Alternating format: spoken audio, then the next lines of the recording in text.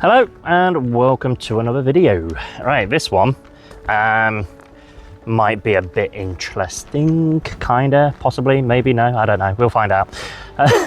This one is about red flags and kind of maybe looking out for scammers and fraudsters and stuff like that within the industry. I might appear a little unprofessional on this one because I've actually structured my questions and I've had to write down some of the answers I've thought about at the time because there's so much in my head. I knew that if I come to record this video I would probably forget half of what I already thought of. But anyway, we've got the Lado here again today. Say hello. Hello. And he's got some questions he's going to ask and I'm going to be answering them. Let's go. What's the biggest red flag of an agent, if they are not legit?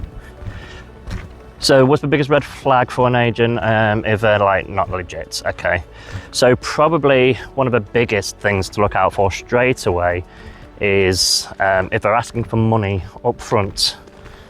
No legitimate agent is going to ask you for money up front for website fees, admin costs, audition fees, anything like that.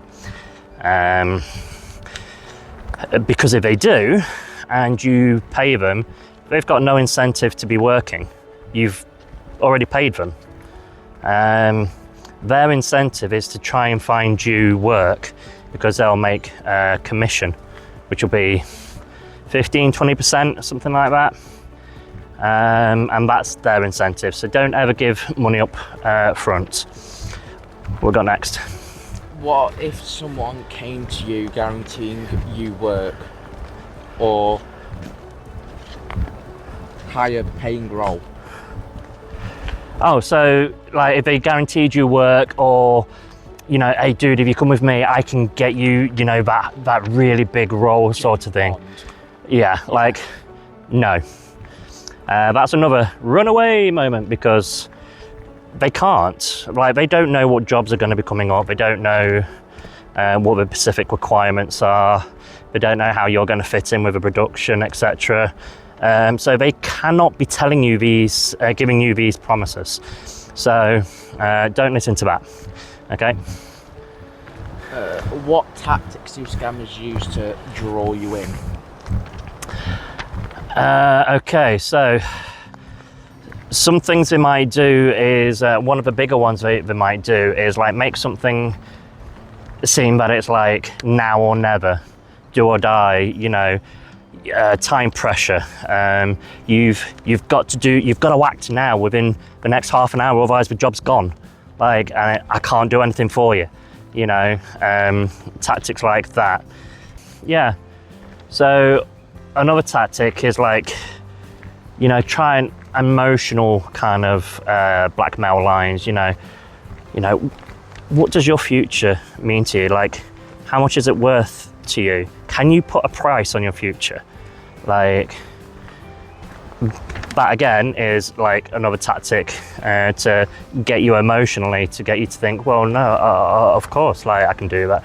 No, again, run away. What would a legit opportunity give you? What would a legitimate... I'm going to stop here a minute because that wind's picking up over on that crossroad. Are we tracking? Yeah. So let's turn around here as well slightly. What would a legitimate opportunity actually give you? Well, they'll give you time to consider, you know, the role, or you know, if an agent comes to you and says, look, I've got a job, you know, you'll have some time to think about it. Yeah. They're not going to say to you, and I say within reason, they're not going to say to you, I need an answer, you know, now, you know, within the next 10 minutes or whatever. Yeah. They'll say, you know, go away for a few hours, have a think about it, you know, let me know what you think, etc. And if you don't want to do something, they won't like necessarily give you the cold shoulder or whatever. If you've got genuine reasons why, It'll just be like, okay, cool, on to the next Yeah. sort of thing. You know, they won't necessarily just pressure you to get you into something that you don't want to be doing. Yeah. Could there be anything in how they communicate that could be a warning?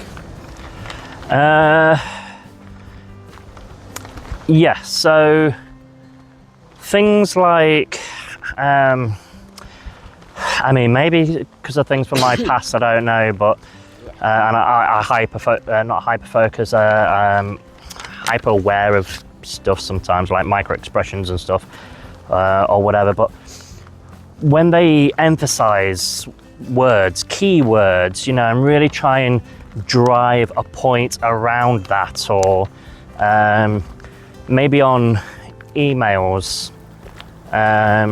when you get, I don't know, maybe some promotional email or something, and it's got like certain keywords emboldened and in caps or different coloured fonting in that format to like stick out. They are trying to like create a kind of psychological response in your brain that you need to respond and you need to act now. Yeah. You know, or try and make you feel bad that you're wasting your time. You know, you haven't done, have you not done this, or, you know, have you been struggling to so and so, so this is why you haven't. You need to click on this now and find out the key facts and truths that will give you success. Yeah. Like, nobody can give you success.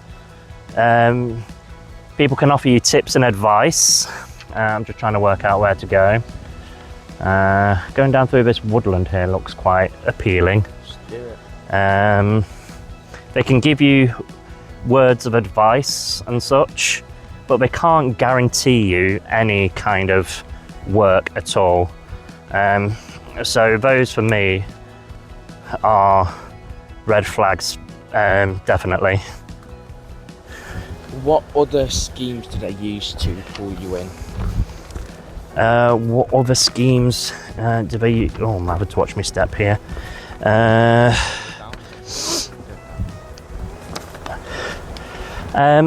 Maybe not necessarily sucking you in once they already have you. A common scheme across many things and industries and such are pyramid schemes. Have you ever heard of a pyramid scheme? I think so, but I don't know what one is. So essentially, you know, you'll have your leader at the top, and everybody will be brought in to how cool they are, how awesome they are, how great they are, etc. Yeah, they'll be, for lack of a better word, simps. Okay. Yeah. And what this central figure at the top is doing is bringing people into the layer below and saying to them, look, if you get X amount of people in on this, I will give you X, Y, and Z. I'll make your fees cheaper or your subscriptions cheaper, blah, blah, blah. You know, things like that. And then the idea is for them to go out and get more people, and then that gets passed on onto them. And, you know, then you've got like a tier system. Yeah. Yeah. Not everybody is doing that. Some people do. I have seen people operating like that who are genuine, I believe, and not necessarily a pyramid scheme. But there are those who do that, you know, specifically, deceptively, for that exact reason. I think it's okay. I'm just watching where I'm putting my feet. Oh, that bush got me. What's next? What steps can you take to try and avoid things like that? So one word, in one word, due diligence. Have you heard of that word before? I've heard of it, but not. Again, you're not sure what it means. So it just means doing your research. You know, look into this person. If they're an agent, you know, do they have an official looking website? Do they have a professional looking website? Do, you know, their email address, is it like, you know, .com, you know, say Mike Smith, I'm sorry, there's an actual Mike Smith casting director, I'm not too sure, but I'm using that name as an example. I'm having to watch my step here, because I'm going to go down on my backside if I'm not careful. Yeah, you know, does he have a you know, agent at, you know, agent Mike Smith at his web address.com sort of thing. I will point out there are some agents and other casting directors associates, some who literally genuinely have a Hotmail or Gmail account, yeah. But like I say, if you do your due diligence and you do enough research into the person, you'll find out whether or not they're legit. You know, do they work for somebody? Do they have a list of clients, current and past, that you can see? You know, things like that. Is their business official? Like, is it registered?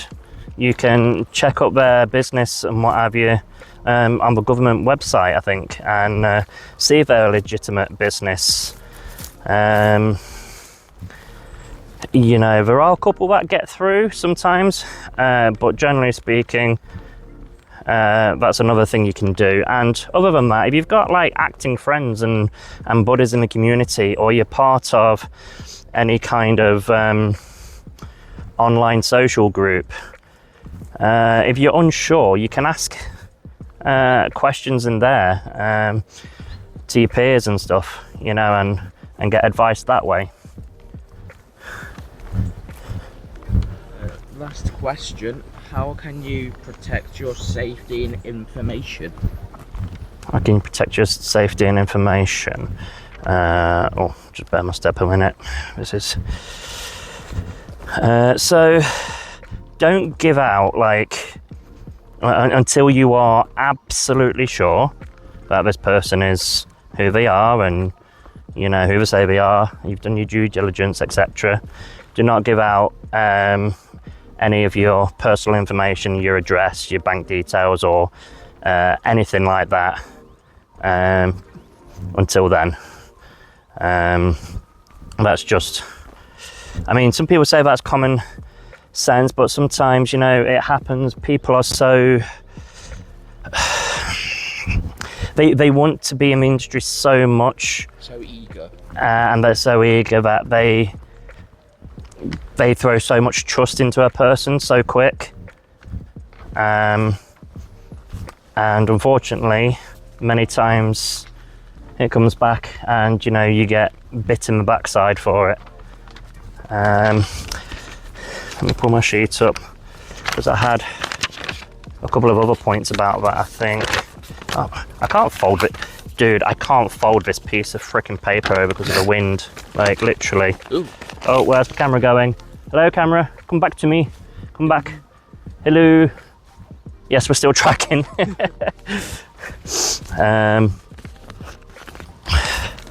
Yeah, I know. Bear with me. I'm just minding my steps.